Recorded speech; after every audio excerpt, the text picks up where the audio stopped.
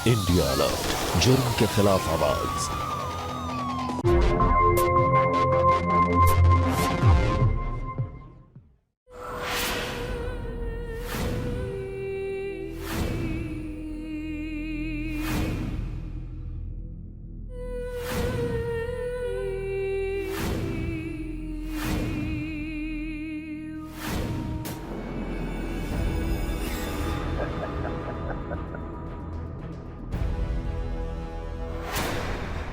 पहले तुम घर की चीजें बदलते थे और अब पति बदलना चाहती हो। मुझे नहीं लगता कि अपनी जिंदगी का मजा मैं तुम्हारे साथ ले पाऊंगी। तो ठीक, हमें तलाक देकर छुटकारा पा लो।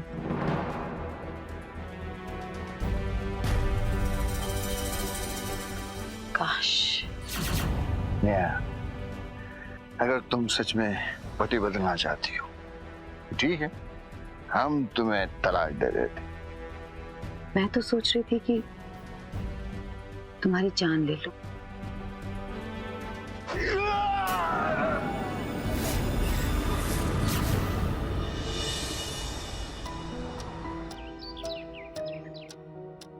ये कैसे कर रहे हो सब? ठीक से लगाओ ना पर्दे। कुड़ी बाबा, नया पर्दा अभी 1 महीना पहले ही सब पर्दा चेंज किए थे ना हमने।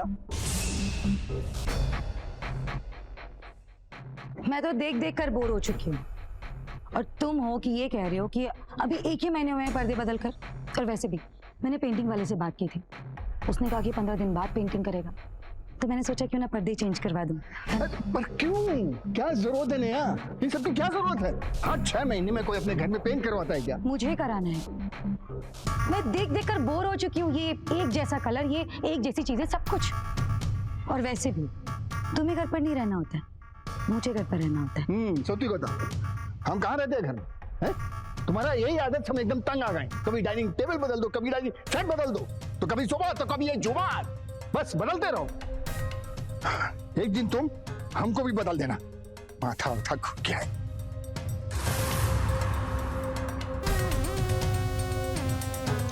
काश।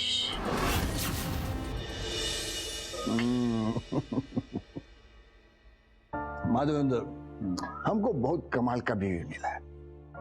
एक तो हम घर में रहता नहीं है और दूसरा हमारा बीवी हमेशा घर में कुछ न कुछ बदलती रहती। अब पत्नी को घर वाली तो इसीलिए कहा जाता है ना। अब वो घर वाली है तो घर को चाहे जैसे रखे। सत्य बोला तुम। अभी शॉपिंग के लिए गई थी, बेडशीट, पिलो कवर, हमको मालूम नहीं क्या क्या शॉपिंग किया वो कुछ।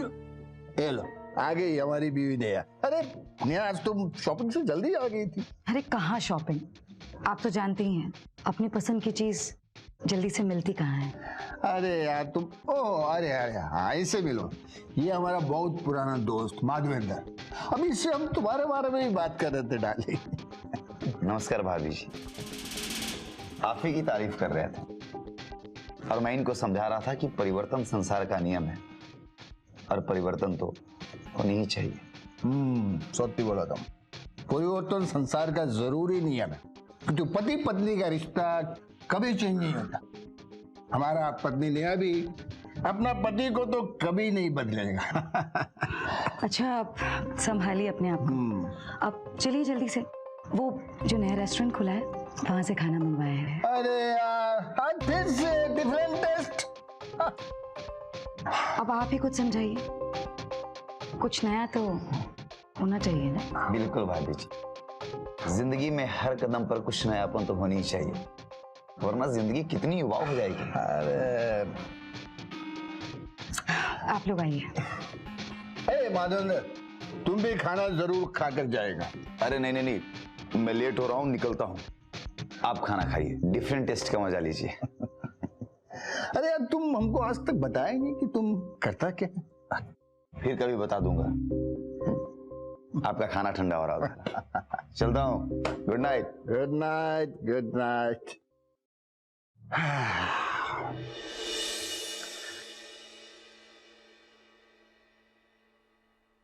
खाना सच्ची एकदम टेस्टी था।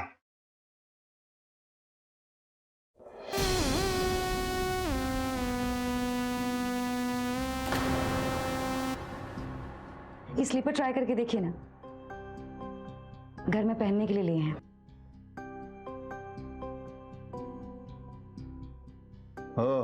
दो स्लीपर कैनो? अरे एक पर एक फ्री मिल रहे थे तो ले लिए। वैसे भी स्लीपर 6 महीने या 1 साल के लिए होते हैं, लेकिन पति के साथ तो पूरी जिंदगी गुजारनी पड़ती है। तो क्या पति भी एक पर एक फ्री होना चाहिए? काश।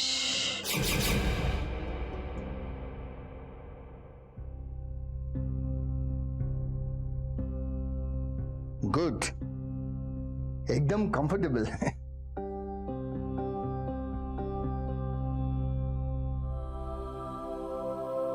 अच्छा, आज हम प्यार करने का कोई नया तरीका ट्राई करते हैं, ठीक वैसे ही जैसे मैं पहली बार दुल्हन बनकर आई थी। अरे नहीं नहीं नहीं, आज नहीं, आज हम बहुत थक गए। तुम्हारा ये आइडिया किसी और दिन ट्राई करेंगे। हाँ? आज हमको सोने दो प्लीज। हाँ please. Good night, good night.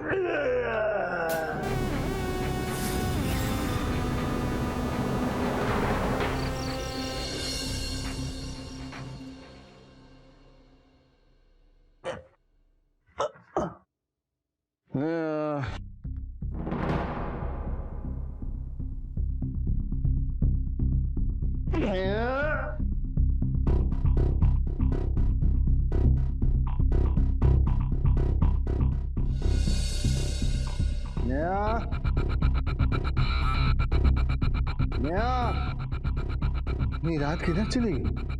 Neha,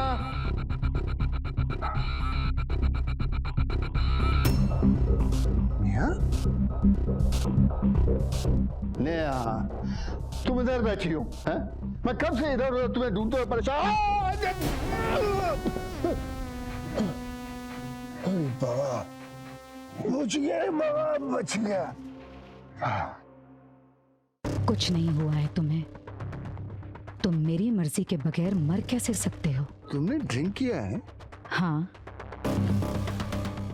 नींद नहीं आ रही थी तो क्या करती? ठीक है, चलो चलो भीतर चलो, चलो उठो।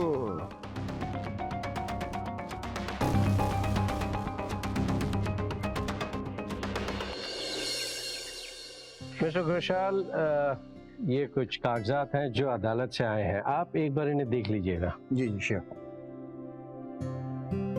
अरे रमाकांत जी, हम आपसे पहले ही बोले थे, हमारा बेटा कनाडा में सेटल हो गया है, उसको हमारा प्रॉपर्टी से कुछ लेना देना नहीं है। अरे बाबा, उसको कोई आपत्ति नहीं होगा। मिस्टर घोषाल, जैसे आपने कहा था, विल वैसे ही बन चुकी है। देखिए रमाकांत जी, अभी हमारे लिए सिर्फ हमारी पत्नी नेहा है और उसके लिए हम, बस। जय, थैंक यू। कप भी कितना खूबसूरत है, डिजाइनर कप लगता है। अब क्या बोलेंगे वकील साहब, ये नेहा हर समय कुछ न कुछ बदलता रहता है। ये चाय का कप भी हमारा घर में 1 महीने से ज्यादा नहीं चलेगा। बस ये बदल दो, वो बदल दो।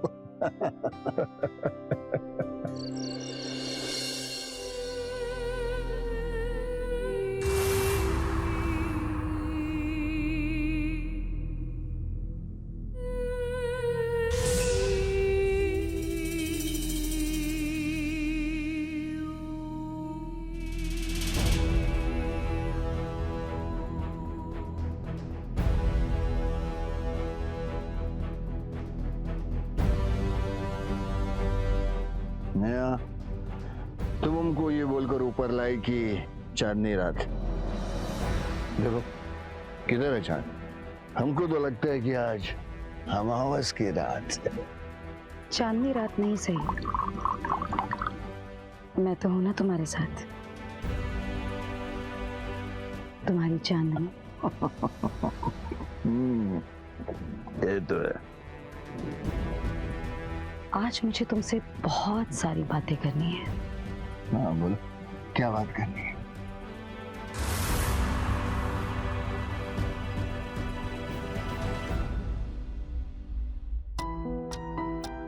मुझे लगता है जिंदगी बड़ी ही नीरस और उबाऊ होती जा रही है।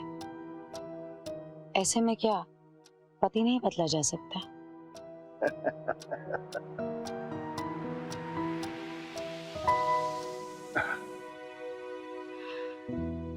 डार्लिंग, पहले तुम घर की चीजें बदलते थे और अब पति बदलना चाहती हो। हाँ, क्योंकि जिंदगी बहुत हसीन है, लेकिन तुम समझ नहीं पा रहे हो। और मुझे नहीं लगता कि अपनी जिंदगी का मजा मैं तुम्हारे साथ ले पाऊंगी। अगर सच में तुम पति बदलना चाहती है तो ठीक, हमें तलाक देकर छुटकारा पालो।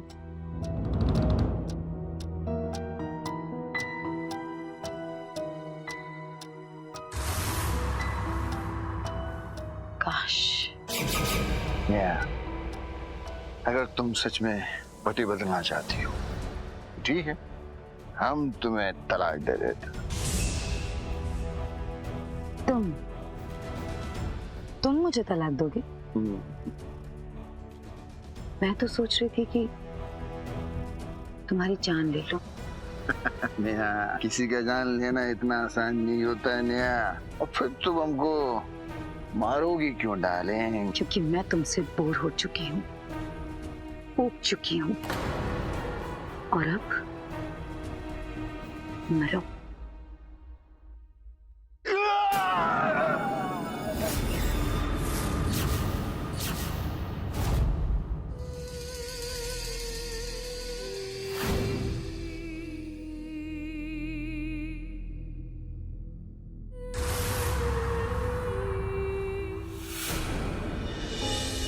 नेहा अपना पति बदलना चाहती थी, इसलिए उसने ये कदम उठाया। सुनने में बड़ी हैरानी हो रही है ना, लेकिन यही सच है। इसीलिए आज इसे हम आपके सामने लेकर आ रहे हैं। नमस्कार, मैं सुधा चंद्रन क्राइम अलर्ट के इस एपिसोड में आप सबका स्वागत करती हूँ। कुछ लोगों का स्वभाव होता है, वो एक चीज के साथ लंबे समय तक नहीं रह सकते, बहुत जल्दी ऊब जाते हैं। उन्हें हर चीज में एक नएपन की तलाश होती है, हर वक्त उन्हें बदलाव चाहिए। क्या आप ये सोच सकते हैं कि एक पत्नी अपने पति को सिर्फ इसलिए मौत के घाट उतार दे क्योंकि बदलाव उसके स्वभाव में है? वो बदलाव पसंद करती है। अपराध के न जाने कितने रंग हमने देखे और सुने हैं, लेकिन अपराध का ये रंग अलग ही है। नेहा की ये भूख और चाह उसे कहां तक ले जाएगी, उसके और कितने शिकार होंगे, आइए देखते हैं।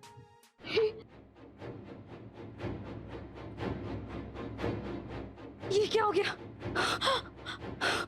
उठिए, कोई है? हेल्प, हेल्प प्लीज, मेरी मदद कीजिए। अरे मैडम, ये गिरा कैसे मैडम? पता नहीं, ये टेरेस पर ड्रिंक करने गए थे।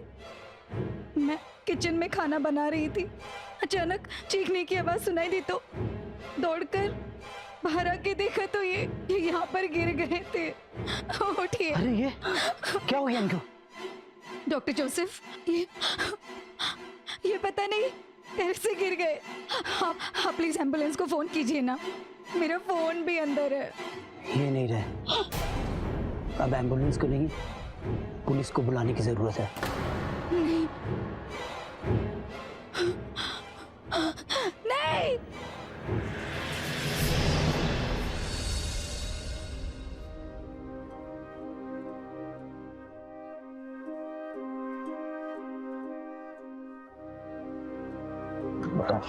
सर, टेरिस पर मिस्टर शांतनु घोषाल के ही स्लीपर के निशान मिले हैं, जिससे साफ जाहिर होता है कि वो टेरिस पर अकेले ही घूम रहे थे और नशे की हालत में ही उनकी फिसलकर मौत हुई। ओह, मुझे भी यही लग रहा था।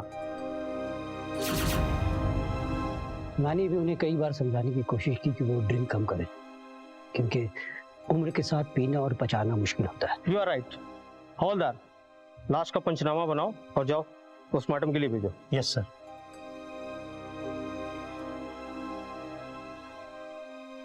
हेलो इंस्पेक्टर, आपको क्या लगता है इनकी मौत? आप कौन? मेरा नाम माधवेंद्र सिन्हा है, मैं एक प्राइवेट डिटेक्टिव एजेंसी चलाता हूँ। आप एक डिटेक्टिव हैं तो आपको ज़्यादा कुछ बताने की ज़रूरत तो है नहीं।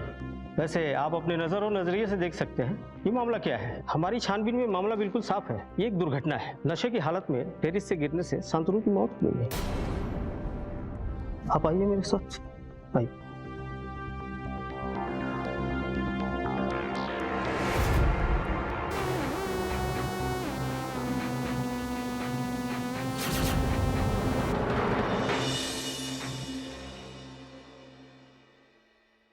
शांतनु घोषाल की प्रॉपर्टी आपके नाम ट्रांसफर की जा रही है। बहुत बहुत धन्यवाद वकील साहब। और डॉक्टर जोसेफ, आपका भी बहुत बहुत धन्यवाद। आपने बहुत साथ दिया है हमारा।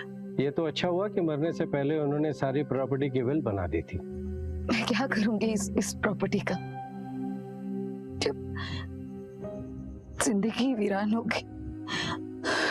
कैसे कटेगी ये लंबी जिंदगी, किसके सहारे जी सकूंगी अब।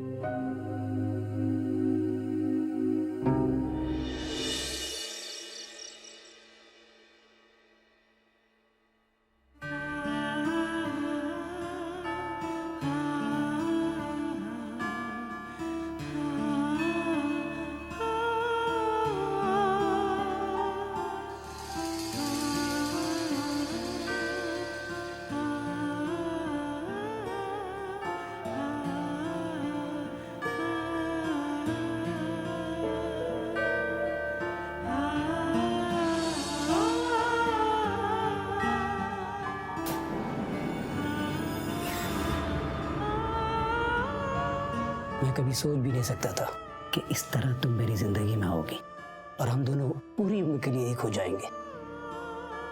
सोचा तो मैंने भी नहीं था।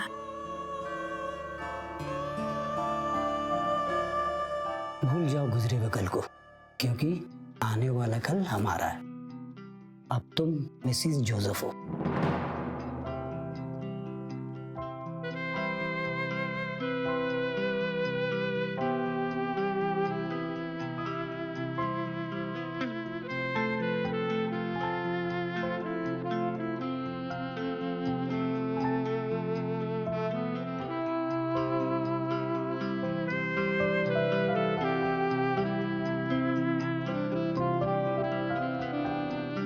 अरे ये लाइट्स क्यों ऑफ कर दी? मुझे अंधेरे में अच्छा नहीं लगता। तो तुम्हें उजाले में प्यार करने की आदत है?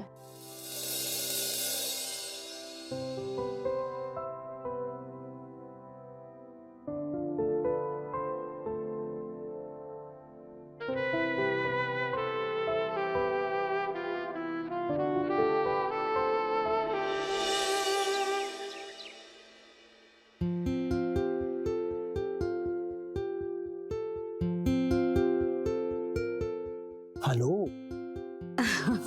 चलो मैं चलता हूँ। अरे ऐसे कैसे? वैसे मुझे कुछ बोलना था। क्या?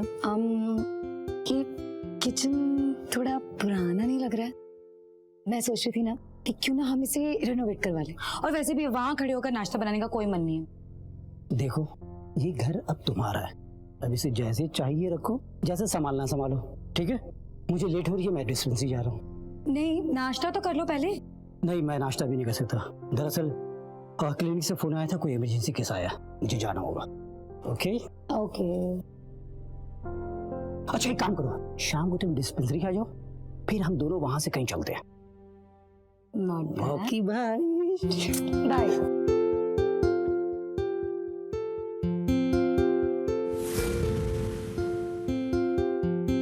अच्छा, मैं क्लिनिक तो आ रही हूँ, लेकिन वहां से हम कहीं और नहीं बल्कि सीधे इंटीरियर डिजाइनर के वहां जा रहे हैं। मैंने बताया था ना कि किचन का इंटीरियर चेंज करवाना है। ओके।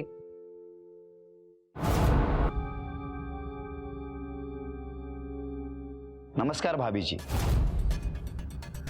हाँ, मुझे आपसे कुछ जरूरी बात करनी थी, और वो जरूरी बात दरअसल शांतनु घोषाल के बारे में करनी थी। ठीक है, अंदर आइए। अब वैसे भी क्या रह गया है उनके बारे में बात करने के लिए? भाभी जी, आपने किसी के घर में एक ही डिजाइन के 2 स्लीपर देखे हैं क्या? मैंने देखा है। जरूर आपने ही खरीदी होगी वो। आप किस स्लीपर की बात कर रहे हैं? मैं कुछ समझी नहीं। लेकिन मैं सब समझ चुका हूँ और अब आपको समझाता हूँ। मुझे पुलिस रिकॉर्ड से यही पता चला कि लाश के पैरों में यही स्लीपर था।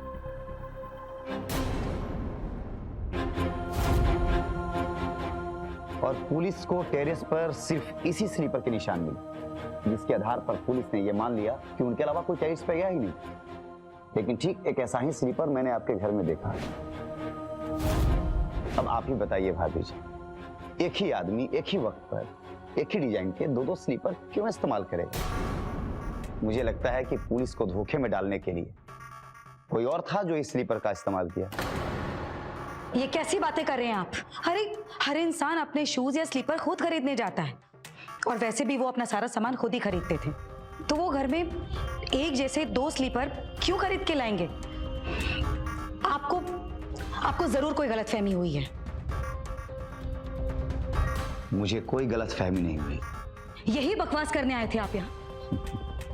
बहुत तेज हैं आप तो। घोषाल साहब की प्रॉपर्टी क्या आपके नाम ट्रांसफर हुआ कि आपने सारी प्रॉपर्टी को बेच करके मिसेज जोसेफ बन गए? जी हाँ, क्योंकि जिंदगी गुजारने के लिए कोई ना कोई साथी चाहिए, और बेहतर होगा कि आप मेरी जिंदगी में दखल ना दें। हाँ, शायद आने में देर कर दी मैं। पता नहीं अब वो स्लीपर मिलेगा भी या नहीं, है ना? आप जा सकते हैं।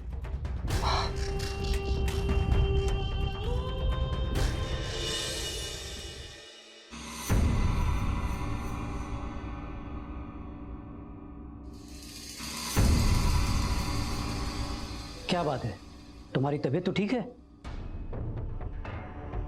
तुम्हें मेरी तबीयत से क्या? तो मुझे लगता है कि अब तुम भी मुझसे दूर जाने लगे हो। ओफो, आजकल ये तुम कैसी अनाप शनाप बातें करने लगी हो? तुम भी तो मुझसे पहले की तरह प्यार नहीं करती अब। प्यार करने का वक्त ही कहाँ मिलता है? रोज 20 किलोमीटर ड्राइव करके जाना पड़ता है और वापस आना पड़ता है, क्योंकि तुम उस पुराने घर में रहना नहीं चाहती। तुम्हें पता है कितनी थकान हो जाती है? और आज तो तुमने वो गाड़ी को भी जो है तुमने गैराज में भेज दी। पता नहीं अब तुम उस कार में क्या बदलाव करना चाहती हो? क्यों? एक दो दिन गाड़ी के बिना नहीं रह सकते तुम? हाँ, रह लूंगा। अब जाओ और तुम जाके खाना लगाओ। मैंने कोई खाना वाना नहीं बनाया है, मंगवा लो किसी होटल से। उफ, तुम्हें तो पता ही है कि मुझे बाहर का खाना पसंद नहीं। रोज रोज एक ही टाइप का खाना खाकर मैं तो परेशान हो चुकी हूँ। पता नहीं तुम्हें वही क्यों पसंद है। ठीक है, मैं खाना मंगवा लेता हूँ।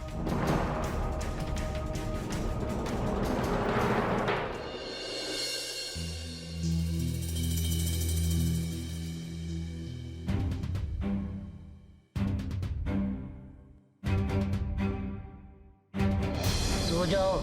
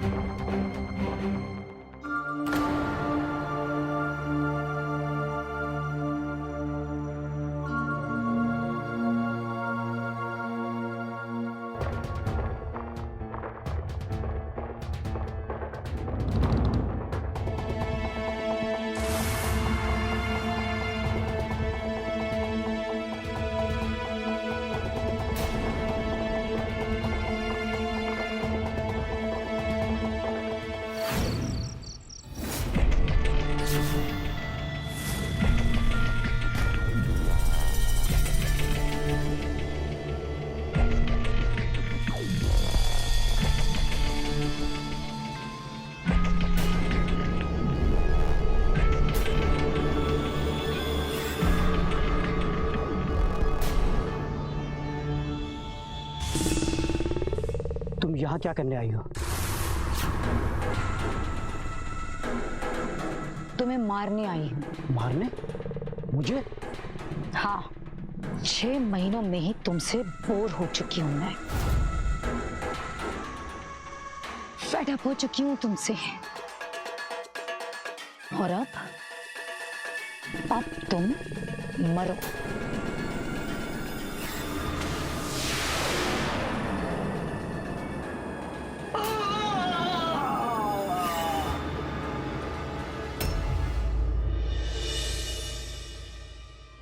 आप मिसेस जोसेफ है?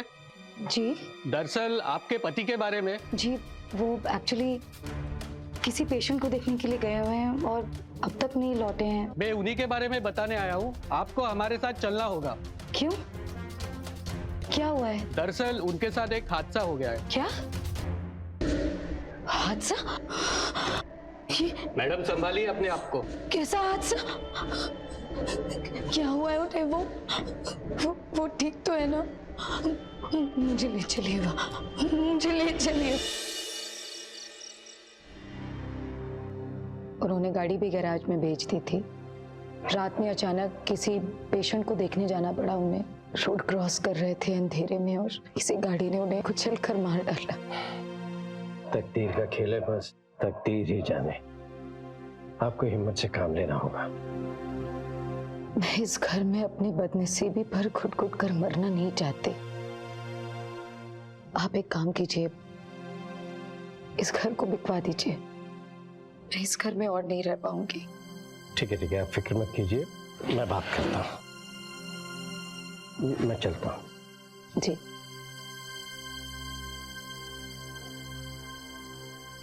अगला शिकार कौन, अगला मोहरा कौन, यही तो सवाल उठता है। रिश्ता तो वो बड़े प्यार से जोड़ती, लेकिन कुछ ही दिनों में जैसे उन रिश्तों की चमक फीकी पड़ने लगती, वो उससे इस कदर उकता जाती कि वो उसे इस दुनिया से ही उठा लेती। और उसकी इन शातिराना चालों को कोई नहीं समझ पाता। कितने रूप बदले उस औरत ने। अब सवाल ये भी उठता है कि नेहा जो कुछ भी कर रही थी, क्या वो ये सब कुछ जानबूझकर कर रही थी या अनजाने में, या अपने पति की जायदाद के लालच में वो पति को खत्म कर रही थी ताकि उसके पति की सारी जायदाद उसी की होकर रहे, या इसके पीछे कोई और वजह थी? आखिर सच क्या था, आइए देखते हैं।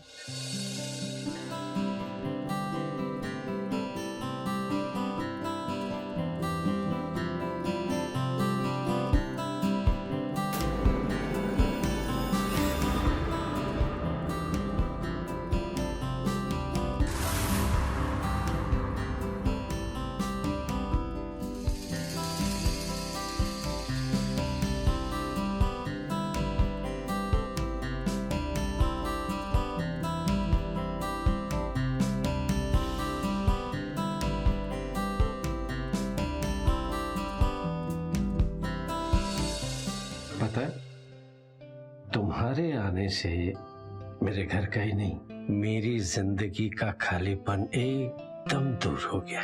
खालीपन तो मेरी जिंदगी में था, जो तुम्हारे आते ही भर गया। मैं इसे कैसे भूल सकती हूँ? अब यूं समझ लो कि हम एक दूसरे के लिए बने हैं। आज से तुम नेहा नहीं, रश्मि तिवारी हो। तुम्हारा नाम रश्मि तिवारी। नाम से क्या होता है? तुम चाहे जो भी नाम दे दो, मुझे तुमसे कुछ नहीं चाहिए। बस तुम्हारा प्यार चाहिए। इसे मुझसे कभी मत छीनना, कभी मत कम होने देना। कभी नहीं होगा, कभी नहीं।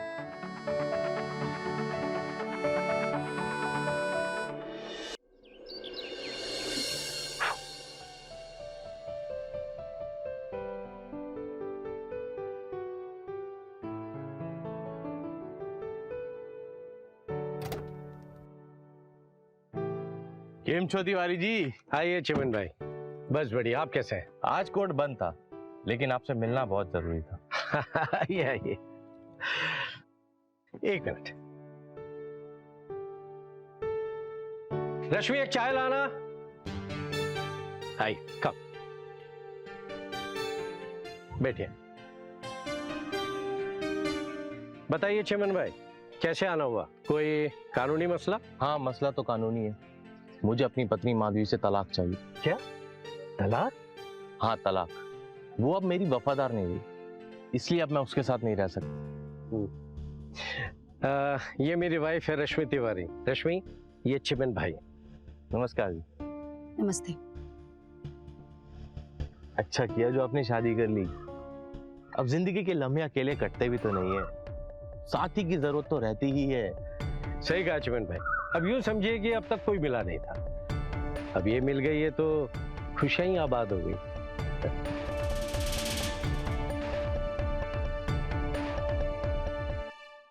ये कुछ सबूत हैं जिनसे ये साबित होता है कि माधवी आजकल किसी और के साथ इश्क लड़ाने में लगी है। इन सबूतों के आधार पर मुझे जल्दी तलाक तो मिल जाएगा ना। आप बिल्कुल चिंता मत कीजिए चमन भाई, मैं कल ही अर्जी दे दूंगा।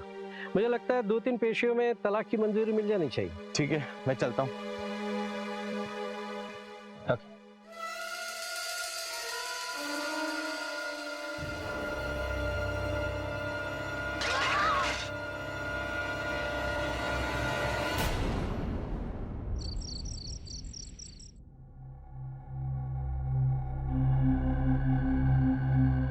चलो ना। रश्मि प्लीज जाके सो जाओ, मुझे परेशान मत करो, बहुत काम करना है मुझे। जाओ प्लीज।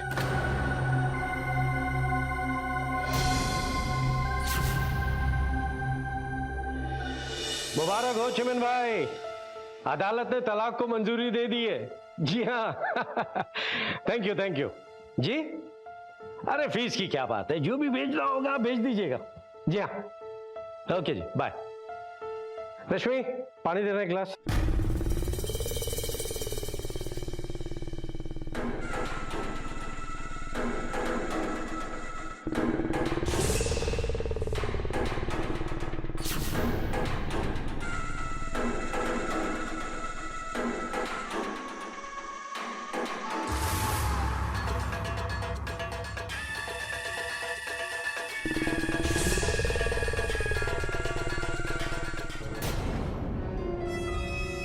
रश्मि ये गिलास क्यों तोड़ दिया? एक शीशे के टूटने पर इतना दुख, और वैसे भी इस कांच को तो एक ना एक दिन टूटना ही था। पुराना जो हो गया था, पुराना टूटेगा नहीं तो नया आएगा कैसे? रश्मि तुम्हारी बात को समझना कभी कभी बहुत मुश्किल हो जाता है। अब इसका मतलब ये है कि ग्लास के नए सेट लेके आने पड़ेंगे, नहीं?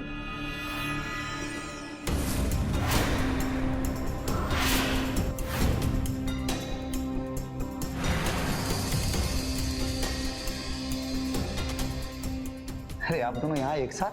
हाँ, क्योंकि अब ये नेहा नहीं, मिसेस रश्मि तिवारी है। अच्छा, मैंने आपको ढूंढने की कोशिश तो की, लेकिन मुझे क्या मालूम था कि आप रश्मि तिवारी बनके वकील साहब के घर पे आ चुकी है। खैर, ये लिफाफा और आपकी फीस चिमन भाई ने भेजा है। Thank you so much.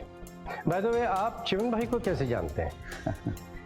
मैं एक डिटेक्टिव हूँ और जो भी चाहे मेरी सेवा ले सकता है। उनकी पत्नी माधवी का अफेयर किसी और के साथ है, इसका खुलासा भी मैंने ही किया है। चलिए मैं अब लेट हो रहा हूँ, फिर मिलते हैं। नमस्कार। नमस्ते।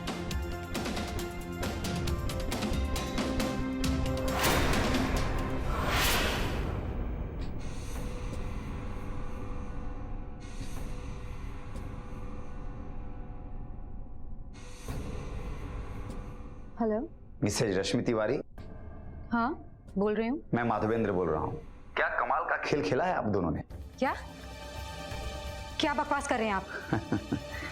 इस बकवास की सच्चाई तो समझाना चाहता हूं मैं आपको, और मेरा ख्याल है कि फोन पर लंबी बात करना ठीक नहीं होगा। कल सुबह लोटस गार्डन में आप आ जाइए, सामने बैठ करके बात कर लेते हैं। आइए नेहा जी, बैठिए। बताइए, किस लिए मिलना चाहते थे आप? आपको देखकर ये कोई नहीं सोच सकता कि आप इस कदर शातिर हो सकती हैं। क्या क्या कह रहे हैं आप? अब तक आपने जिस बात को छुपा रखा है, अब वो बात मेरे सामने खुल चुकी है। जिस दिन शांतनु घोषाल की मौत हुई थी, उस दिन मैंने यही सोचा कि वो एक मर्डर नहीं बल्कि प्लान था, और उस प्लान में कोई और था जो आपके साथ शामिल था, जिसके साथ आप मिलकर के शांतनु घोषाल को रास्ते से हटा दिए। और कल आप दोनों को देख करके पूरी बात समझ में आ गई। ये क्या बकवास कर रहे हैं आप? हाँ, आपको जरूर कोई गलतफहमी हुई है। अगर आप उसी वक्त रमाकांत तिवारी से शादी कर लेती तो आप पर कोई भी शक कर सकता था, लेकिन आपने जोसेफ का दामन थाम लिया ताकि आप पर कोई शक न कर सके, और फिर आप दोनों मिलकर के जोसेफ को भी रास्ते से हटा दिया ताकि आपको जहां पहुंचना है, रमाकांत के घर, आप पहुंच जाओ। राइट? मेरी कुछ समझ में नहीं आ रहा कि आप क्या कहना चाह रहे हैं। पहले पति की मौत टेरेस से गिरकर, दूसरा पति रोड पर कुचला गया। वाह, क्या कहानी है। और नेहा जी, आपको पता है अगर ये कहानी पुलिस तक पहुंच गई ना तो बात बहुत दूर तक जाएगी। अब आप सच्चाई बता ही दीजिए कि आपने ही शांतनु घोषाल का मर्डर किया था। नहीं,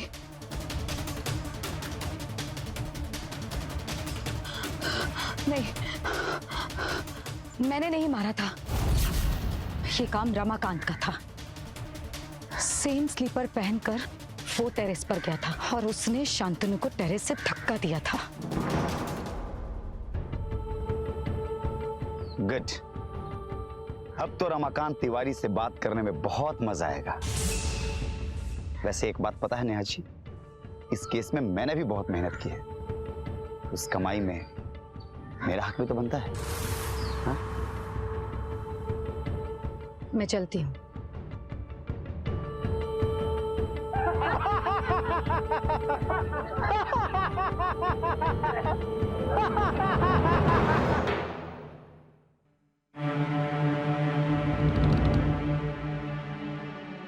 कहाँ चली गई थी तुम? जब देखो शॉपिंग शॉपिंग शॉपिंग, घर में भी टिक बैठा करो।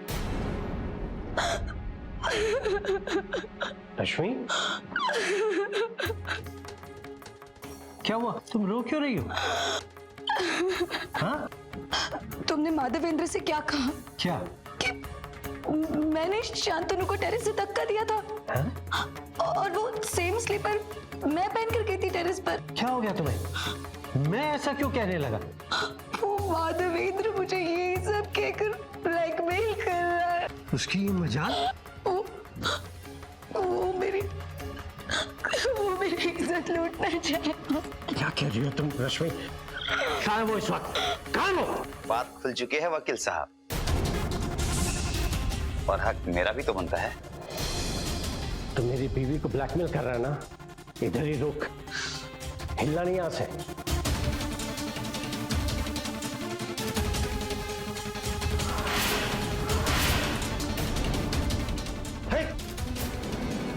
क्या कर रहा हो? रमाकांत, रमाकांत, तू ब्लैकमेल कर सकता कमीने, छोड़ूंगा नहीं तुझे।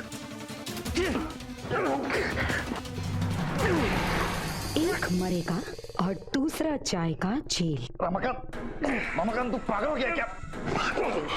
मेरे लिए तो रास्ता साफ है। ऊब गई थी इसकी वकालत की तैयारियों से।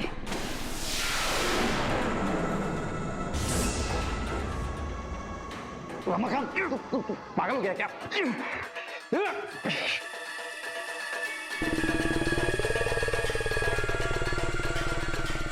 Hello police station.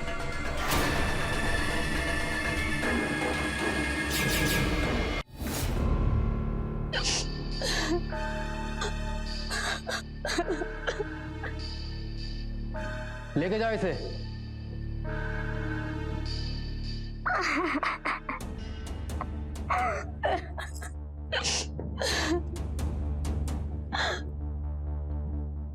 कोर्ट से आने के बाद अपनी रिवॉल्वर साफ कर रहे थे, फिर माधवेंद्र घर आया और पता नहीं किस बात पर वो माधवेंद्र इन्हें ब्लैकमेल करने लगा। इन्होंने जैसे ही माधवेंद्र को देखा उसे यहाँ से चले जाने के लिए कहा और पता नहीं कैसे इन दोनों के बीच झगड़ा शुरू हो गया और फिर माधवेंद्र ने इनसे इनकी रिवॉल्वर छीनी और इन पर गोली चला दी। उसने मेरी आंखों के सामने मेरे पति को मार डाला।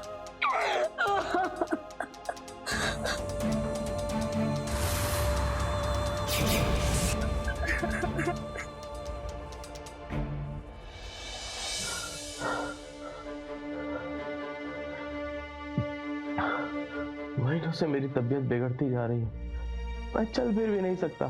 मैं बचूंगा भी या नहीं?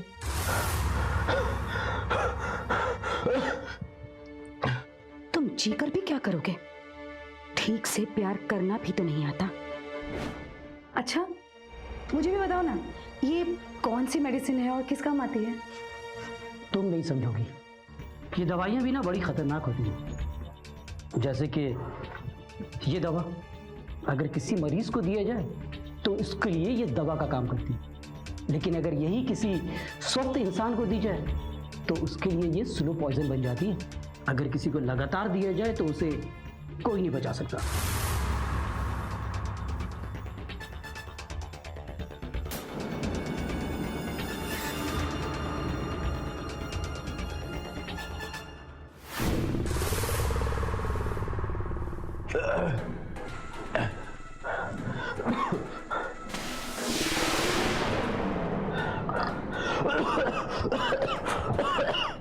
लीजिए लीजिए, दवाई पी लीजिए, लीजिए। अगर ये असर नहीं कर रही तो यही दवा क्यों पिला रही हूँ? डॉक्टर ने कहा है कि ये दवाई धीरे धीरे असर करती है। पी लीजिए,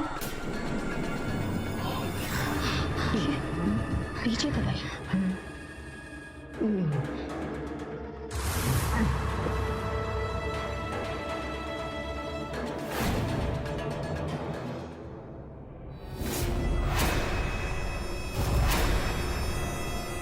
तुम यहाँ? जमानत पर छूटा हूं। तुम्हारे नए पति चीमन भाई कहाँ हैं? मेरे पुराने क्लाइंट हैं, उन्हीं से मिलने आया। वो घर पर नहीं है। वो घर पे नहीं? वो तो कभी घर से बाहर जाते नहीं। कहीं तुमने उन्हें भी तो ठिकाने नहीं लगा दिए? क्या बकवास कर रहे हो तुम? मैं चीमन भाई से मिलने आया हूँ और उनसे मिलकर ही जाऊंगा। तुम नहीं जा सकते, रुको।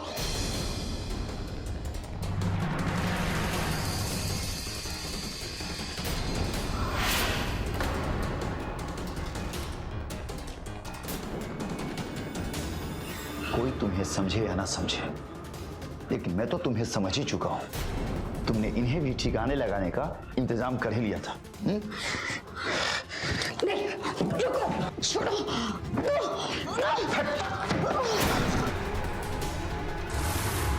Hello, police station. बताओ क्यों तुमने ऐसा किसके कहने पे किया? बताओ। क्योंकि यही अच्छा लगता है मुझे। नहीं रह सकती ज्यादा वक्त तक एक ही आदमी के साथ। ऊब जाती हूँ मैं। और तलाक का मतलब सारी जायदाद से हाथ धो बैठो और खुद रास्ते पर आ जाऊं। नहीं, इसलिए मैंने तलाक की नौबत ही नहीं आनी थी। अब तक कितने लोगों से शादी की है तुमने? कितने लोगों को मारा है? शांतनु घोषाल से पहले भी किसी को मारा है? मारा है ना, अपने पहले पति को। मेरी शादी बचपन में गांव में हो गई थी। उसके साथ भी कुछ वक्त रहने के बाद मुझे समझ में आने लगा मेरे सपने ये पूरे नहीं कर सकता। तो आखिरकार मैंने एक दिन अपने पति को मार दिया। मेरा पति शांतनु के घर ड्राइवर था, मैं भी उसके घर काम करती थी। उसकी नजर थी मुझ पर। मैं जानती थी कि वो मुझे पसंद करता है। उनकी उम्र मुझसे ज्यादा थी, फिर भी मैंने उनसे शादी कर ली। और फिर तुमने उन्हें भी मार दिया। उन्हें तुमने क्यों मारा? तो और क्या करती मैं? पति और घर को लेकर मेरे कई सारे सपने थे, बड़ी बड़ी उम्मीदें थी मेरी, जो सिर्फ और सिर्फ पैसों से पूरी हो सकती थी। तलाक लेकर मैं वो सारी दौलत से हाथ नहीं धोना चाहती थी। अरे मेरी नजर में एक पति ऐसा होना चाहिए जो भरपूर प्यार करे। मेरे कानों में सिर्फ प्यार ही प्यार गूंजता था। लेकिन शांतनु घोषाल नहीं समझ पाया इस बात को। और एक दिन मैंने प्लान किया, शांतनु घोषाल को रास्ते से हटा दिया। और उसके बाद भी तुम एक एक करके शादियां करती रही और उन्हें मौत के घाट उतारती रही। तो क्या करती मैं? और क्या करती? ये सारे पति, शांतनु घोषाल, रमा खान, ये जोसेफ तिवारी, ये सब कोई मेरे लायक था ही नहीं। मैं तंग आ गई थी इन लोगों के तौर तरीकों से। शादी की तो सब अच्छा था, शुरू में तो रिश्ते में बड़ी गर्मी थी, लेकिन वक्त के साथ साथ इन लोगों ने ये भी महसूस करना बंद कर दिया कि घर पर इनका कोई इंतजार भी करता है। नहीं समझ पाए मेरे प्यार को, कोई भी नहीं समझ पाया मेरे प्यार को। और मुझे तो ये लगता है ना, मुझे ये लगता है कि एक इंसान के साथ सारी जिंदगी नहीं बिताई जा सकती और मुझे किसी भी कीमत पर ये समझौता नहीं मंजूर, बिल्कुल मंजूर नहीं है। अब किसी और के साथ जिंदगी गुजारने की तुम्हें जरूरत भी नहीं पड़ेगी। सारी जिंदगी तुम्हें जेल में जो गुजारनी है। हमारे समाज में इस तरह की घटनाओं का होना हैरानी की बात है कि एक औरत सिर्फ बदलाव के लिए पहले शादी करे और फिर अपने ही पति की हत्या कर दे। बहुत शातिर थी नेहा। हैरान करने वाली बात यह है कि जिनसे उसकी शादी हुई उन लोगों ने भी आंख मूंद कर नेहा पर भरोसा कर लिया। नेहा के बारे में कुछ भी जानने की उन्होंने कोशिश नहीं की। अगर वो लोग पता करने की कोशिश करते तो शायद उनके साथ वो नहीं होता जो हुआ। अकेलेपन की वजह से हमारे समाज में इस तरह की घटनाएं होती जा रही है। इसलिए आप भी जरा नजर रखिए कि हमारे आसपास कहीं कुछ ऐसा तो नहीं हो रहा है ना जो हमारे समाज के लिए घातक हो। तो मिलते हैं अगले एपिसोड में। सतर्क रहिए, देखते रहिए क्राइम अलर्ट, जुर्म के खिलाफ आवाज।